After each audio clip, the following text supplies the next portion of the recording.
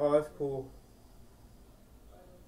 I think it's fair to say that the car we're going to talk about today is a bit of an overachiever.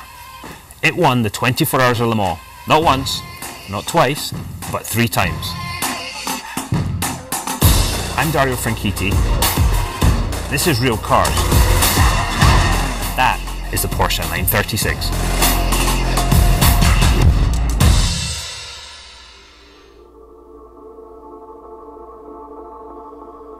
The Porsche 936.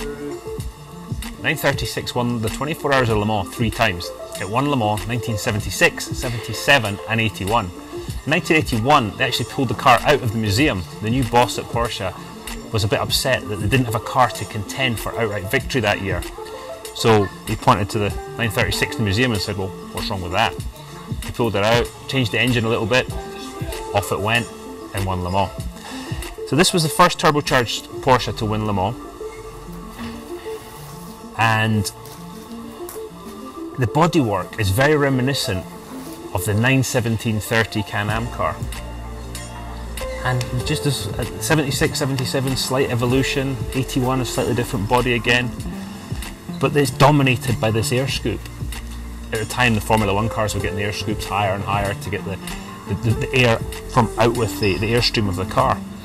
But that was the downfall of the Renault cars that the Porsche were competing against at Le Mans.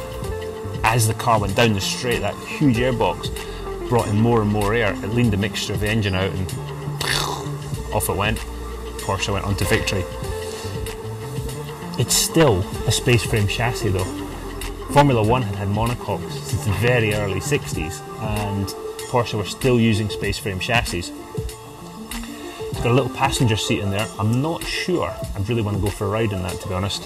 Talking about seats, this is known as a lollipop seat. They ran them in the 935 Porsches, and if you're a Porsche fan, this is a pretty iconic piece of fiberglass. This car is definitely one of Porsche's crown jewels and deserves to be taken out and driven at the first opportunity. I'll see you at the track.